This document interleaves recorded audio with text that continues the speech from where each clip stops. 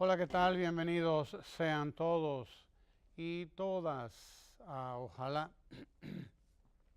y bien como nosotros vivimos en el país de gente que no se entera, gente que no se entera de las cosas, de nada, porque no les interesa tampoco. Es mucho más fácil eh, irse a los medios de comunicación a hablar de todo lo malo que está todo, de todo lo malo que va todo, de que no hay solución y desde luego los culpables somos todos los políticos. Para algunos que creen que no son políticos, que creen ellos que ellos no son políticos. Es fácil echarle la culpa a otro siempre, incluso de su desinformación, de su desconocimiento, de su ignorancia deliberada, porque es una ignorancia deliberada además. No me interesa, no voy a ver nada, no voy a conceder nada, no voy a prestar atención a nada de lo que esté haciendo, por ejemplo, el gobierno. No le voy a prestar atención a nada. Claro, así pues usted está autorizado, y lo hablo en masculino, usted está autorizado, pero podría hablarlo también en femenino.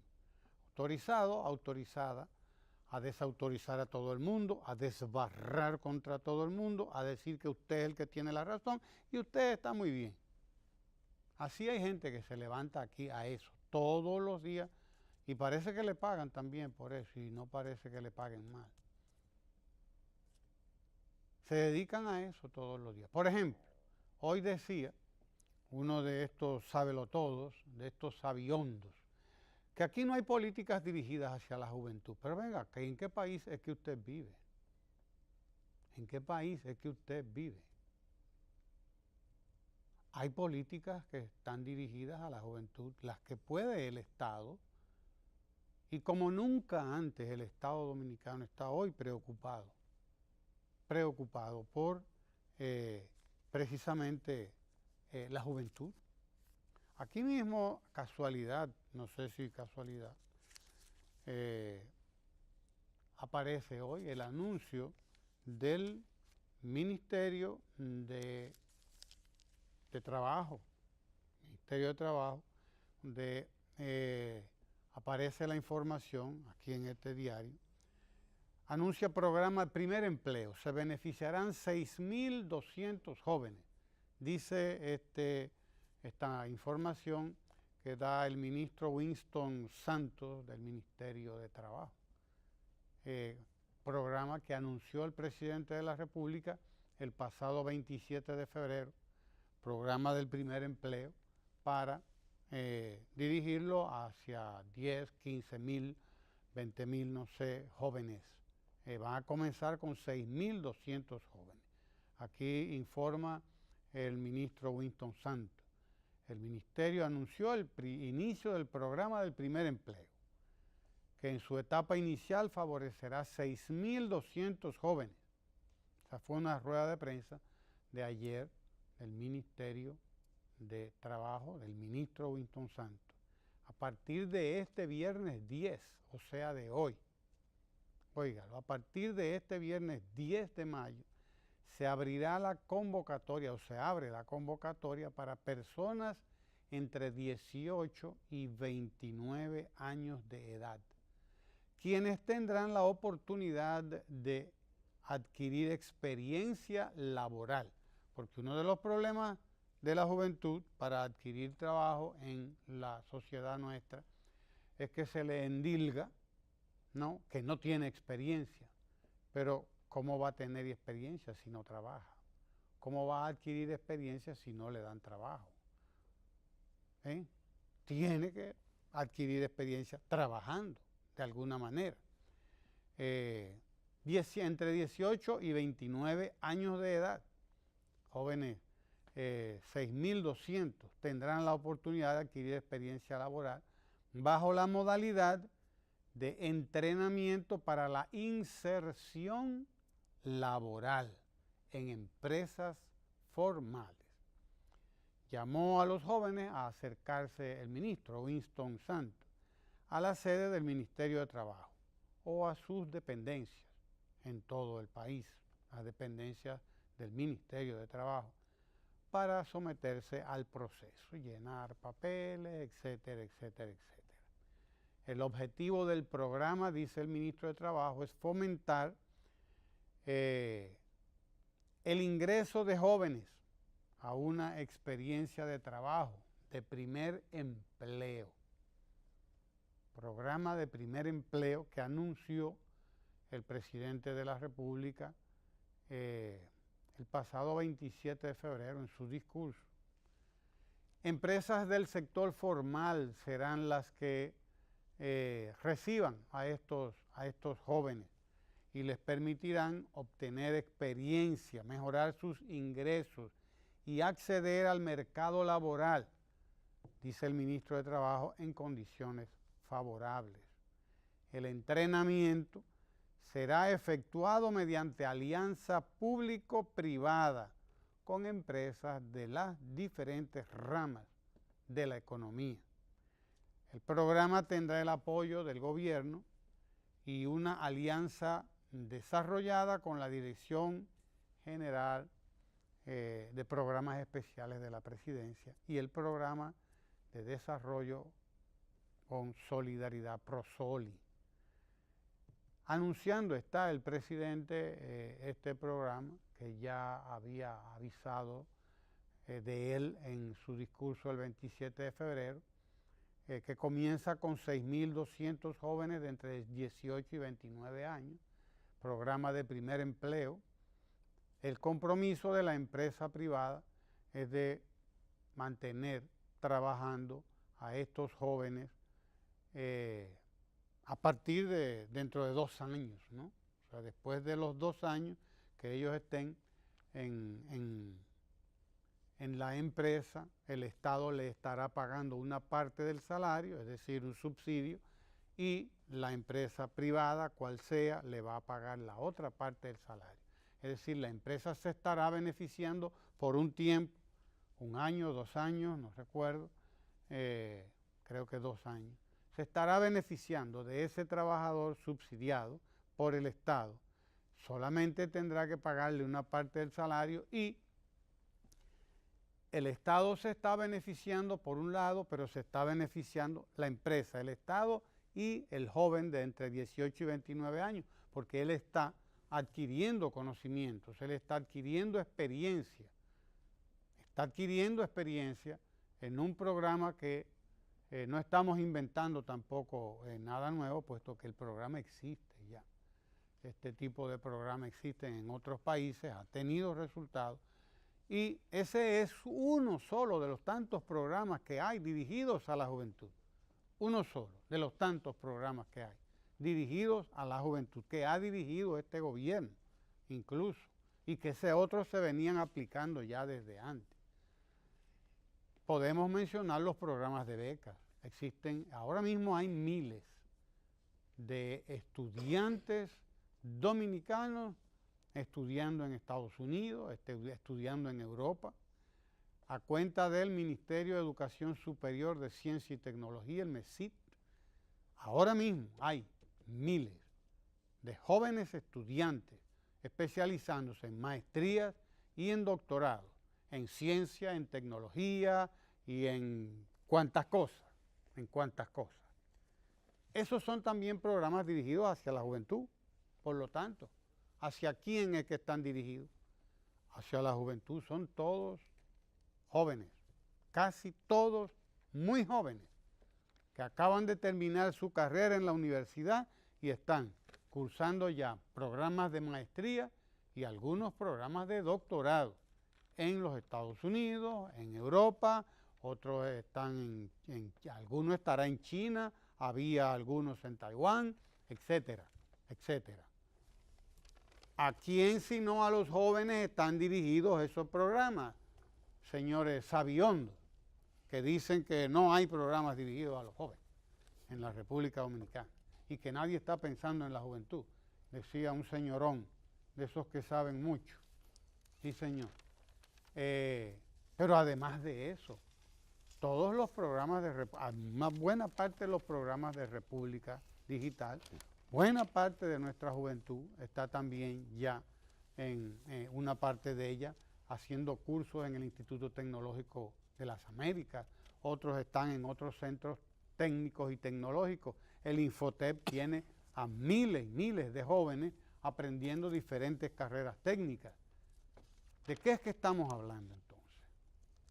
Pero para mí, el mejor programa dirigido hacia la juventud que tiene este gobierno y que ha sido puesto en marcha en estos 6 años y medio de gobierno, el más importante, sobre todo de cara al futuro, lo es la jornada escolar de tan extendida, que no le quepa la menor duda a nadie. Ese es el mejor programa por ahora que está dirigido, aparte de todos los que he mencionado, aparte de todos esos programas que tiene el Ministerio de la Juventud, que ahora tiene el Ministerio de Trabajo, que tiene el Ministerio de Educación Superior, Ciencia y Tecnología, etcétera. Aparte de todos los programas que se están ejecutando ahí, está la jornada escolar de tanda extendida. ¿A quién sino a la juventud está dirigido y favorece un programa tan ambicioso, un programa tan acertado además, tan acertado, un programa tan importante para el país como la jornada escolar de tanda extendida? Esa jornada escolar de tanda extendida ha hecho que desaparezcan los jovencitos de las esquinas de la capital y de los pueblos que estaban lavando vidrio a los carros en las esquinas. Hoy en día usted puede que vea a algunos tarde de la noche, en algún momento, pero de manera excepcional. Hoy usted no los ve en trulla, en las esquinas. No los ve en trulla, no los ve en trulla limpiando zapatos en la calle. No, usted puede encontrarse un limpiabotas, quizás, o dos en algún lugar específico, usualmente haitiano. ¿Sí? Para que estemos más claros. Es decir, la juventud dominicana está hoy más que nunca estudiando en este momento, señores, que no se quieren dar cuenta de nada. Sí, porque hay gente que no se quiere dar cuenta de nada y que sigue viviendo en el país de hace 20 años, de hace 10 años, de hace 30 años, y para quienes aquí nada sirve. Unos señores opositores, además, opositores a todo, son opositores hasta a la oposición. Son tan opositores estos vividores de hablar en la radio y en la televisión, que son verdaderos vividores de eso también. Pero no se quieren dar cuenta de nada se quieren dar cuenta. Y de repente están diciendo a la gente que no hay nada aquí, que no hay programas dirigidos hacia la juventud. Decía un sabiondo que estaba yo escuchando esta mañana, y digo, ¿por dónde es que vive este, por Dios, o estos? ¿Dónde es que viven? ¿Dónde es que están? ¿Dónde es? ¿Por qué es que no van a las estadísticas? ¿Por qué es que no buscan información antes de hablar disparates? Ese que usted estaba oyendo se estaba validando él, básicamente. Claro. Él decía, la juventud no estudia, pero era para validarse, era autovalidándose que estaba. No, y te hablan del 54% de los que ni trabajan ni estudian, de la juventud, según él. Sí, porque es una forma de calcular las cosas. Sí, una forma, claro que sí. Pero bien, me alegra mucho que en el día de hoy precisamente el ministro de Trabajo haya anunciado el comienzo de este programa dirigido a unos 10.000 jóvenes para comenzar, 6.200 ahora mismo. Es el programa de primer empleo que anunció el presidente en su discurso el 27 de febrero. Pero repito, el mejor programa del mundo, de la bolita del mundo, para nosotros lo es la jornada escolar de tanda extendida, el mejor programa para la juventud dominicana. Pero esos señorones no se dan cuenta ni siquiera de que aquí está implantándose la jornada escolar de tanda extendida y que ya tenemos más de 20.000 aulas nuevas en jornada escolar de tanda extendida, y que ese es un programa que va a construir una nueva República Dominicana, que no le quepa duda a nadie. Adelante. Sí, hoy es 10 de mayo del año 2019. Existen varias efemérides en el día de hoy. La prensa destaca la muerte un día como hoy del doctor José Francisco Peña Gómez en el año 1998. Fue un gran líder de masas del siglo XX, formado por el profesor Juan Bosch. Mucha gente olvida y omite ese hecho, pero Peña Gómez fue en principio uno de los principales discípulos del profesor Juan Bosch. Tengo un gran amigo que habla de que los líderes, en un sentido platónico, se enamoran o auspician a personas. Juan Bosch auspició y tuvo una vinculación afectiva muy grande con Peña Gómez, y ese es uno de los grandes, esa escuela democrática que inició en el PRD de 1939, cuando se funda ese partido, iniciativa de Juan Isidro Jiménez Grullón, que va a donde el profesor Juan Bosch. A Juan Isidro Jiménez, bueno, realmente no es así, realmente es Enrique Cotubuena, Max Enrique, que va a donde el profesor Juan Bosch, y el profesor Juan Bosch declina en su amigo Juan Isidro, porque entiende que Juan Isidro es el gran político. Pero la política, más que una ciencia abstracta, es una realidad viviente, y el que terminó siendo un gran político fue el profesor Juan Bosch.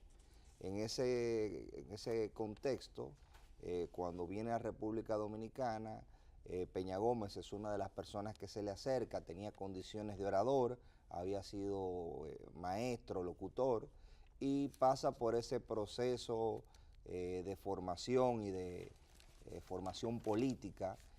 Juega un rol interesante en la Guerra de Abril, y después en todo ese proceso, con sus altas y sus bajas, se constituyó en un gran líder de masas. Fue síndico del Distrito Nacional, candidato presidencial varias veces, y muere precisamente en plena campaña electoral para ser síndico del Distrito Nacional, en medio de debilidades que tenía su partido, que habían amenazas de división, etc. Independientemente de la imagen que uno pueda o la simpatía que uno pudiese o no tener con él, fue un gran líder de masas y un gran símbolo de la República Dominicana, de ese proceso democrático, sobre todo en los 12 años que jugó un rol determinante. Miren, hay varias noticias. Usted señala el tema de primer empleo.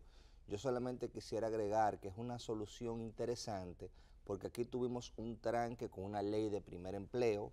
Se intentó impulsar desde el Congreso Nacional una iniciativa interesante de la diputada Karen Ricardo, pero esa iniciativa lamentablemente se estancó, porque usted sabe que hay intereses en juego. Habían empresarios que querían tomar esa ley y desnaturalizarla. Era una ley para incentivar la participación de los jóvenes, que le exigen que tenga una experiencia laboral que sus años no le dan cuando salen, y que tenga una preparación también, que cuando usted suma la preparación que le piden, que tenga maestría, que hable varios idiomas y que tenga experiencia. El tema de la experiencia era difícil. Entonces ella buscaba una ley más bien de pasantía que permitiera incentivar el primer empleo, pero los empleadores, muchos de ellos quisieron tomar esa ley como un elemento para reducir derechos laborales, y ustedes saben que los derechos son progresivos. Entonces el presidente y el ministro de Trabajo, en un son de buscar soluciones, han armado este programa que no choca ni con los derechos adquiridos, no representa una regresividad ni nada por el estilo, sino que es una sinergia que se hace entre el sector público y el sector privado para estimular la inclusión de los jóvenes y la formación práctica de los jóvenes, que básicamente muchas veces lo que tienen es una formación teórica y no saben cómo incorporarse en acciones realmente productivas. Entonces, ese proyecto tiene esa importancia porque es una iniciativa público-privada, pero sobre todo que rebase sin pase. O sea, es una estrategia enfocada a la solución del problema. De igual manera, veo en la prensa nacional que se está discutiendo el tema del salario mínimo, el Comité Nacional de Salario, que como hemos dicho aquí es una instancia tripartita. De parte del gobierno la preside ahora mismo Félix Hidalgo, pero es una instancia tripartita, ahí están representados los trabajadores, ahí están representados los empleadores. Veo personas hablando de que el comité, que se van a impugnar decisiones del comité, otro exigiendo la reclasificación, que es algo interesante también, la reclasificación de empresas, pero yo creo que la gente a veces se pierde porque son dos temas que no chocan. Una cosa es que usted reclasifique las empresas y otra cosa es que el organismo que conforme a la ley tiene la facultad de establecer el salario mínimo, lo establezca en base a un criterio de progresividad. Sea como sea, la instancia en un Estado social democrático de derecho para llegar a soluciones es esa.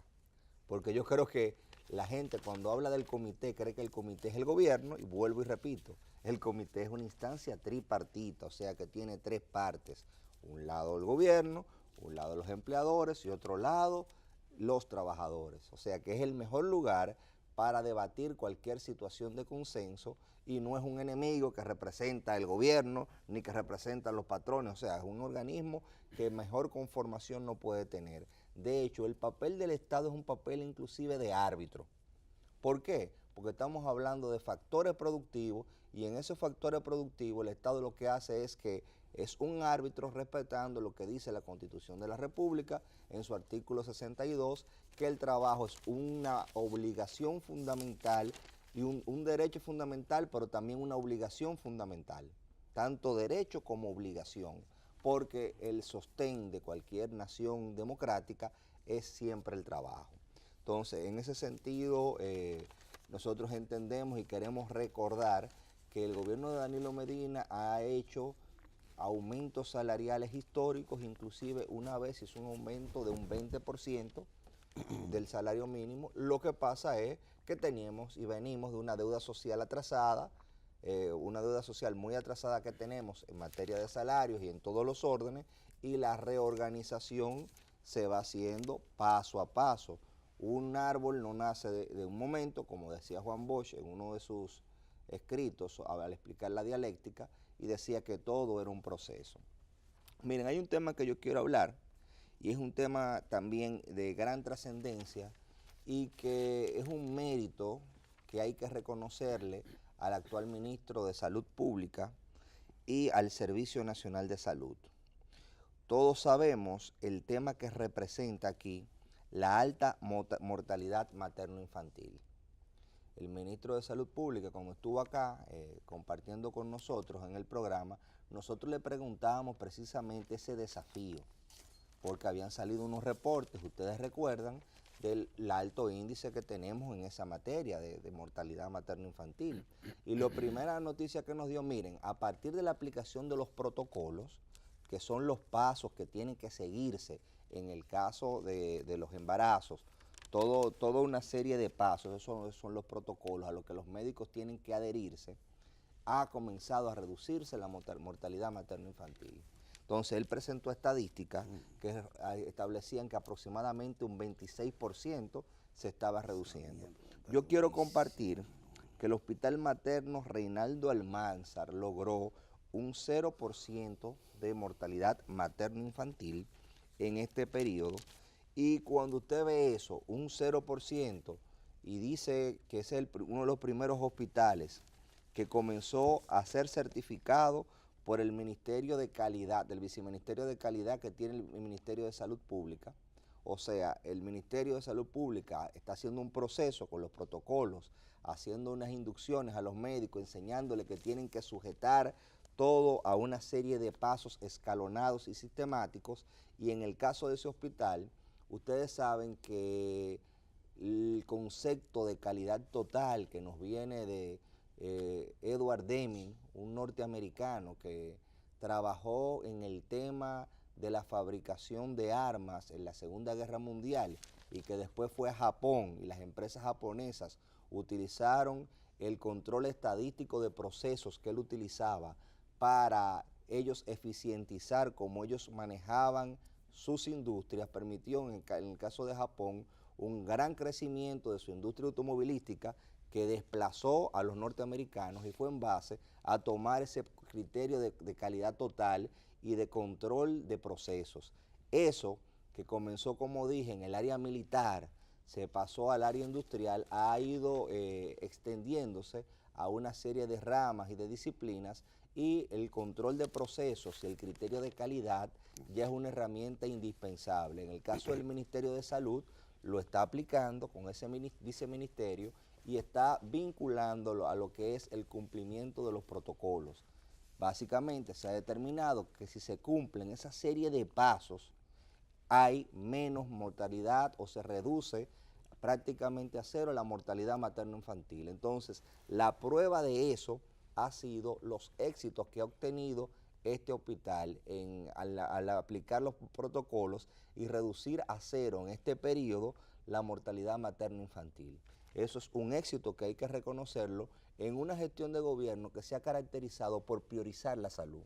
Aquí la salud no es que está bien, pero hay que reconocer lo que significa el aumento de la cobertura de salud. Hay que reconocer lo que significa meterle mano, y escúchenlo, ese término así de popular, meterle mano a hospitales que nunca, después que lo hicieron, le habían remodelado nada, le habían hecho paño con pata, pero no una intervención seria para mejorar nuestra red hospitalaria. Y esto es una cosa que se ha hecho y que continúa el gobierno sistemáticamente preocupado por mejorar la salud, a pesar de que hay actores del sistema de salud que por sus intereses particulares muchas veces o la mayoría de las veces anteponen esos intereses a el criterio de la salud colectiva. Dígame usted, don Guillermo. Yo quiero referirme en particular a estos temas que ustedes muy bien han tomado como temas del día. Y lo quiero hacer en la perspectiva de la historia. Por ejemplo, en el caso del profesor Juan Bosch, del caso del doctor José Francisco Peña Gómez, que no solo él, quede claro esto, sino que las coyunturas, incluyendo aquellas que tienen que ver con lo generacional, en los procesos sociales, en los procesos políticos, en los procesos históricos, se usa para ellos un poco la metáfora, siempre se ha usado esta metáfora de los hornos, que es un poco como, bueno, en ese sancocho, si usted echa este elemento, ese elemento emerge como determinante.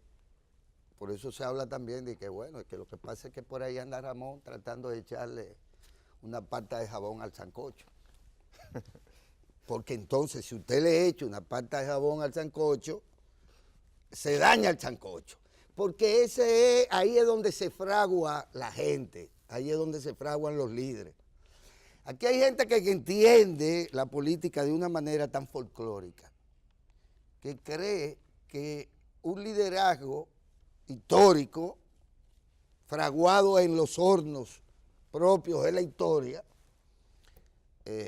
y de las convulsiones sociales y políticas y económicas del mundo, porque tampoco es una cosita pequeña, esto se define como a través de una candidatura. Que yo soy candidato, ya yo soy un líder. No, nada que ver una cosa con la otra.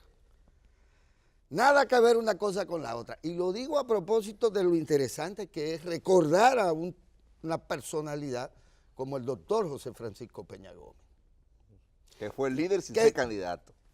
Que fue el líder sin ser candidato y sin haber sido expresión misma del antitrujillismo. Del antitrujillismo en el exilio o del antitrujillismo que tuvo en la 40. O que vino en los dos intentos de desembarcos y de acciones guerrilleras de parte de los antitrujillistas. Y sin embargo emerge con la caída del dictador como uno de los jóvenes más brillantes que se acercan al profesor Juan Bosch y que se hace junto con otros, donde estaba la sobrina del profesor, doña Milagro Ortiz Bosch, y donde estaba incluso el propio hijo de don Juan, León Bosch, que poca gente le conoce su trayectoria política entonces, pero era uno de los jóvenes democráticos que se integró a la formación esa de la hegemonía PRDista, digamos, en la coyuntura. Entonces, José Francisco Peña Gómez nunca fue candidato a nada, por así decirlo, porque después de alguna manera se le dio la candidatura a síndico. Y fue síndico. Y fue síndico. Pero incluso fue síndico, y todavía hay gente que lo dice, y no sé cómo, si tienen o no razón exactamente, porque nunca me ha gustado mucho ser PRDólogo, pero porque quien tenía ya alcanzado esa candidatura, la cedió generosamente, entre comillas, y entonces, además, porque era una mejor carta de triunfo. Y entonces se convierte José Francisco en candidato y posteriormente en alcalde, en síndico.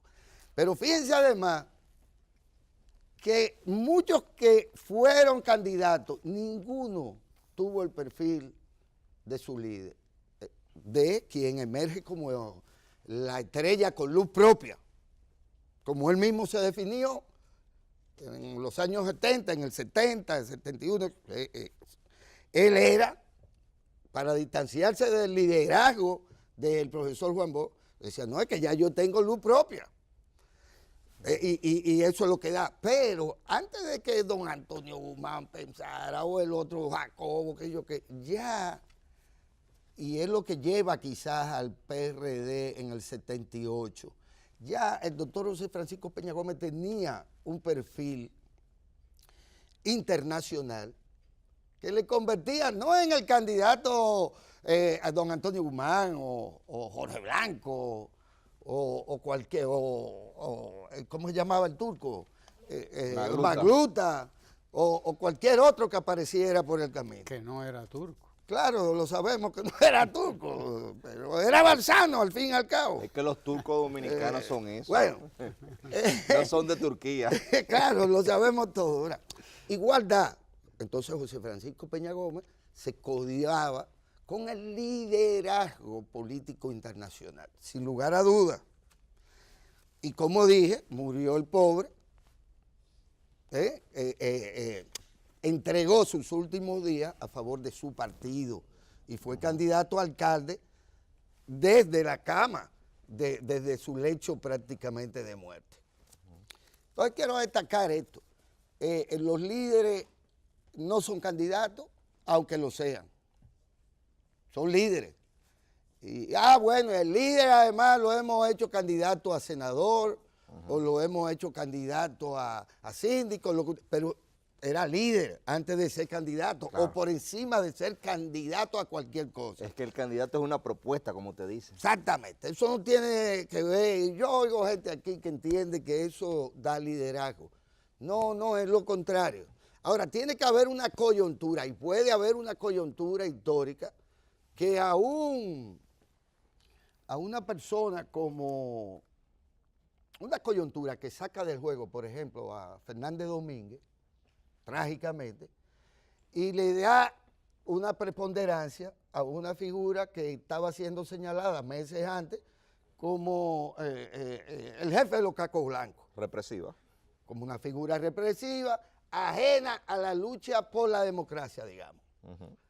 La coyuntura da que en Palmasola, a quien se suponía que iba a ser en su momento el primer ministro o secretario de las Fuerzas Armadas, del profesor Juan Bosch, bueno, pues le dan un tiro y lo matan en Palmasola, y a Camaño le dan un fuetazo y que estuvo vivo de casualidad posteriormente. Entonces quiero establecer esto porque me resulta particularmente interesante, establecer siempre el influjo de la coyuntura en el papel del individuo.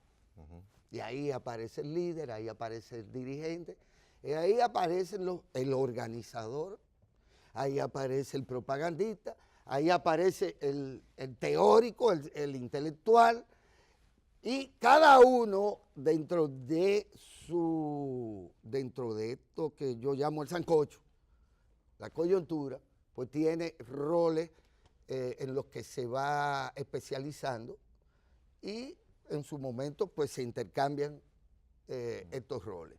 Pero lo que usted ha dicho es una de las reflexiones políticas más complejas, si usted lo ha dicho de la manera más sencilla, en una sociedad donde quiere o entiende que el que es candidato como producto mercadológico sustituye ese proceso que usted habla que se da en términos políticos y la gente lo vive sustituyendo a cada rato. Yo oigo a gente, no, el relevo generacional hay que darle a otros candidatos. No, Nada que ver. Ese proceso que usted dice es el que forma o no liderazgo y el que determina roles, como usted acaba de señalar. Así mismo es. Entonces, pasando a esto y recordando por lo tanto a José Francisco en la verdadera dimensión histórica que tuvo, y si algo podría decirse, y no una debilidad de él, para concluir con este tema y pasar al otro punto que ustedes también trataron, algo que son errores propios de los dirigentes y de los líderes, que es que como son humanos, también no son infalibles, porque ni el Papa, que lo pretende, por doctrina, es infalible en nada. Y los líderes, por el peso que tienen y por la cantidad de decisiones en las que inciden, los líderes se viven equivocando muchísimo.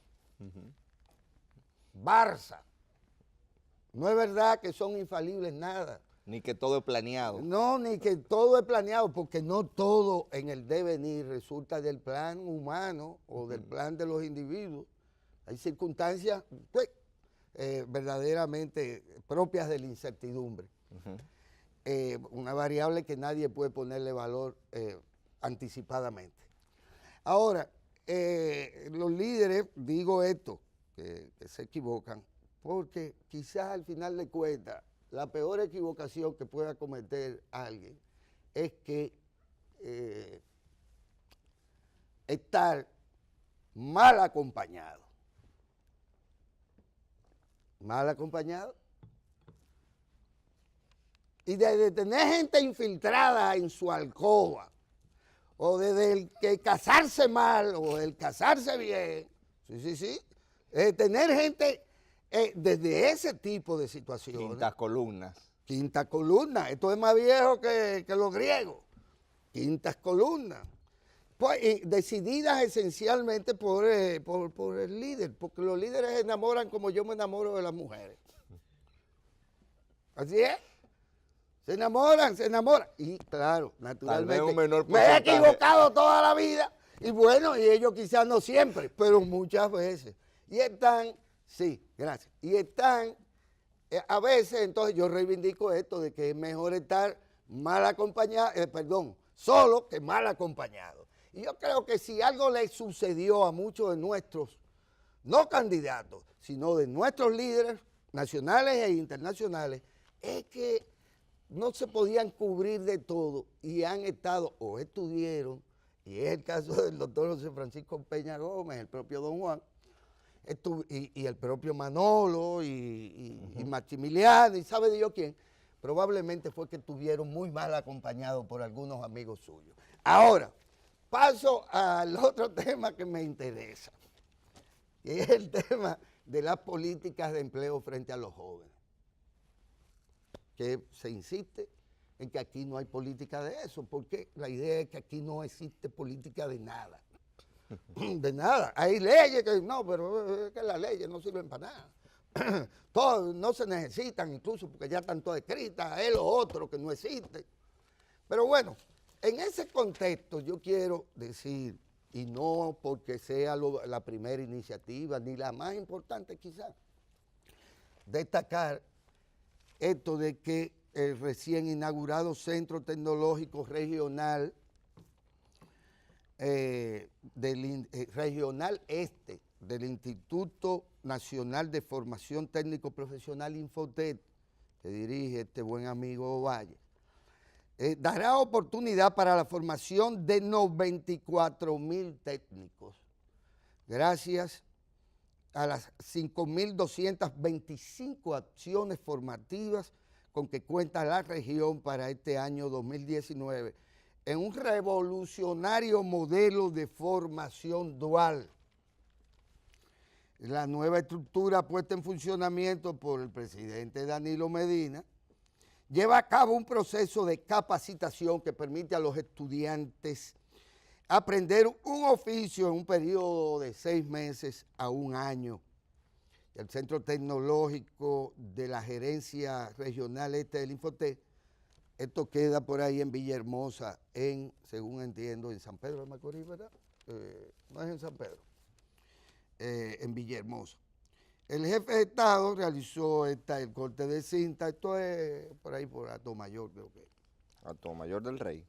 Sí. Y este es un modelo en particular importante. ¿Por qué? Porque Infotec no es técnicamente un organismo gubernamental. No lo es. Responde a un esquema tripartita. Y por lo tanto, tiene una visión consensuada sobre qué demandará a corto plazo, a mediano plazo, y hacia dónde tenemos que llevar nuestros esfuerzos de formación técnica profesional para resolver el problema del empleo, del primero y del segundo y del tercero, claro, de cara al futuro. Y a la necesidad de esa fuerza laboral que participe, claro, en ese organismo. ¿Qué está demandando el aparato productivo? ¿Qué va a demandar el aparato productivo en materia de formación? Por ejemplo, ¿necesita el aparato productivo 70,000 abogados más de lo que existen? Yo no sé.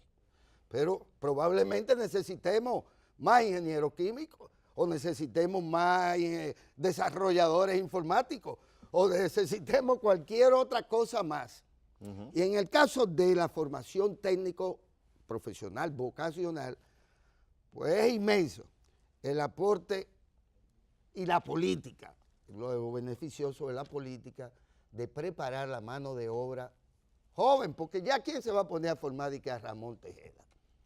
Imagínese usted. No, el usted cerebro, tiene que formar a quién, a Helpi, no sé. No, darle ahí difiere de usted, el cerebro es plástico y se ha determinado. Sí, pero ya uno quiere descansar a esa edad. Hay que formar a los jóvenes. Y claro que hay que formarlos. Y a los mayores también. Los mayores, eso es un cuento de camino. A los jóvenes hay que formarlos y transmitirles las experiencias ya de la gente anciana. Pero eso es así en toda parte del mundo. Que dicen que el loro viejo no aprende a hablar. No aprende a hablar, eso es ese mentira. Señor, ese loro. Espérese. Neuroplasticidad se llama. Sí, está bien, pero eso es usted que es un nanotecnólogo de la mente y cosas por el estilo. Mire, usted tiene ahí al lado de aquí, quizás para mí, porque la disfruto todos los días tempranito y hasta entrada las horas del día, la más bella experiencia de formación vocacional, con el sesgo positivo de que está muy dirigido a las mujeres. Es esta escuela Concepción Bona. Aquello es más dinámico que el canal este.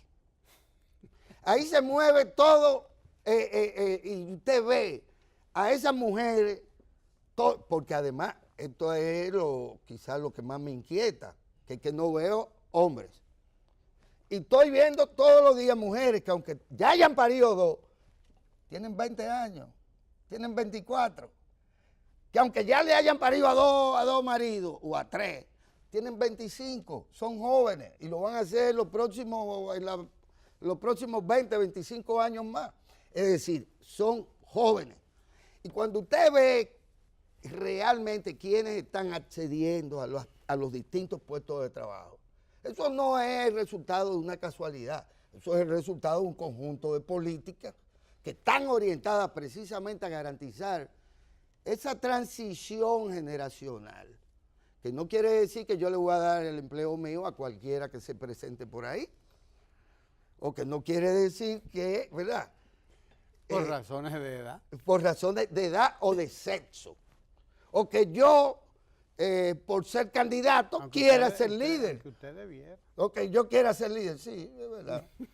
Ser parte de esta renovación radical de estas gestiones que ustedes viven haciendo. Existen políticas dirigidas y el gasto a veces innecesario que se ha realizado en instituciones de formación superior es el resultado de una política equivocada, algunas, pero otras no. Otras no. Y hay que hablar de la gestión de ministerios que no existían antes y que aparecieron y que tienen funciones y que son particularmente útiles de cara a eso. Y cuando se habla del inglés de inmersión, nos está hablando de llevar a los que no vamos a aprender inglés ya siendo ancianos. Se está hablando de programas específicos, pero no uno, muchos. El que usted vea que aquí hay 48 universidades y hay 500,000 de futuros profesionales, le dice que hay políticas que benefician a través de todo tipo de cosas. Becas de estudio y trabajo, becas de cualquier cosa. El tema de la juventud tiene un problema conceptual inclusive, y es que hay gente que creen que ellos son jóvenes y eso es como que yo soy mulato, como que yo soy abogado, y creen que eso es una condición que ellos tienen. Y la juventud, una etapa, una cuestión etaria, es una etapa. Es tan sencillo como eso. Es una etapa, pero hay gente que es vieja desde chiquita. Sí, pero es una gente etapa. que a pesar No de la me haga poner ejemplo, no me haga No, poner es una ejemplo. etapa está definida, por ejemplo. Y al revés. Y al revés también. Usted tiene la Ley General de Juventud que le dice a usted que usted es joven desde los 15 a los 35 años. Pero usted se encuentra, por ejemplo, con la Convención Iberoamericana de Derechos de los Jóvenes que le reduce hasta los 24. Eso va a depender porque al final lo que ellos llaman como juventud es una transición entre la adolescencia y la adultez, donde ya usted rompe vínculo y comienza a poder desarrollar su vida de manera independiente.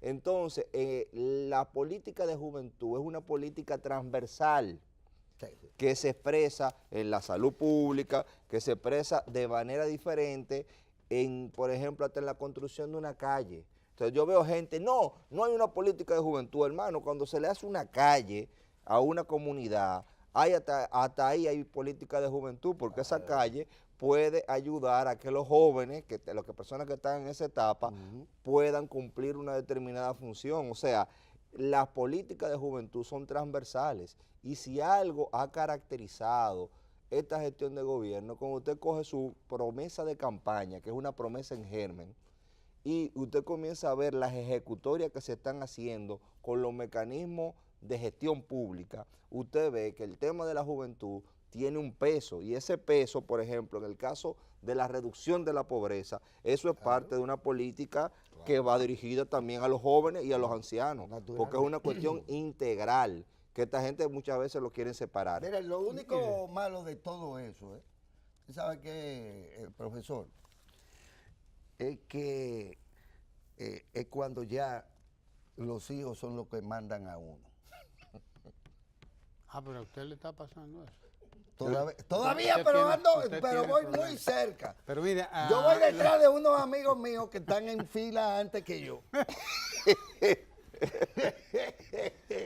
Mire, dejémoslo de ese tamaño para que nosotros ahora vayamos a la segunda parte de este programa, que es un encuentro con una distinguidísima visitante nuestra.